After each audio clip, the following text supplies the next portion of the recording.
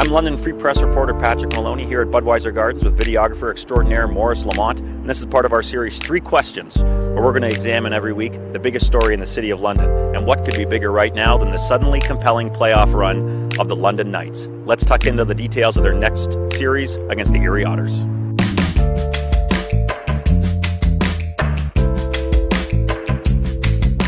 I'm outside Budweiser Gardens with Ryan Payette, the London Free Press's London Knights guru and one of the best junior hockey writers in the land.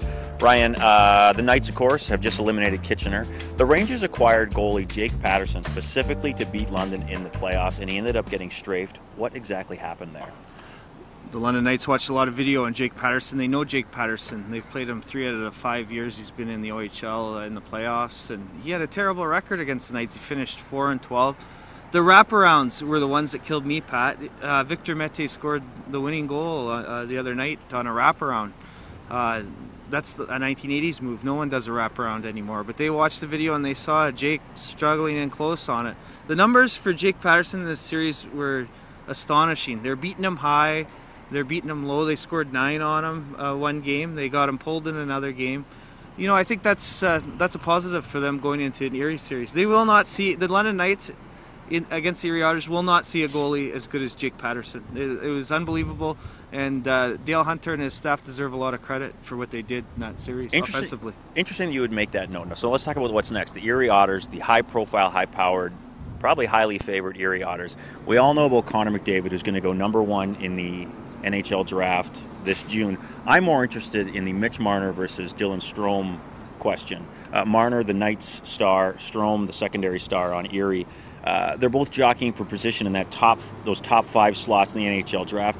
In that context, what does this series mean for Strome and Marner? Well, you know, the NHL scouts, they're just like you. They're interested in this battle. It'll be interesting to see if they play against each other, because what I've heard lately is that Strome and McDavid are playing on separate lines a little bit.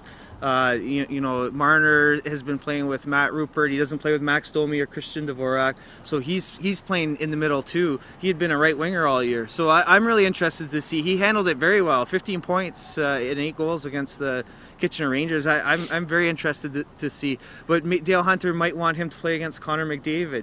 You know, I want to see a head-to-head battle. You know, I'm a hockey fan. I want to see Dylan Strome and Mitch Marner, and the winner gets picked first ahead of the other one. That's what I want to see. We all know McDavid's going to be #1, but by strategy, you might want to have Marner, since he's such a good puck controller, play against McDavid. You know, he might want Max Domi and Dvorak against McDavid. We're going to have to see.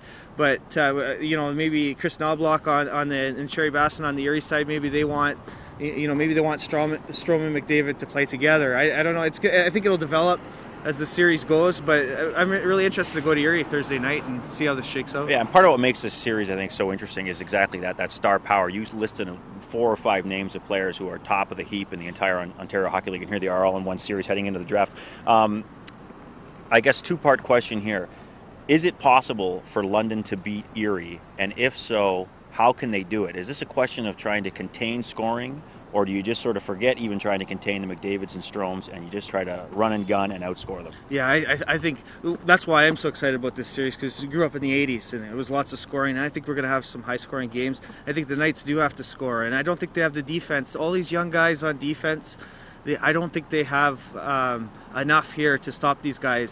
They're going to need to the Knights are going to have to score 4 or 5 goals a game, maybe more, to win this game. There might be a 10-6 game like we saw in the London Kitchener series, and you know, you're not going to keep what we saw from Erie in the first round is you might keep them down a game or 2, but these guys can score, and they can score in bunches. So I think the Knights have to run and gun with them a little bit.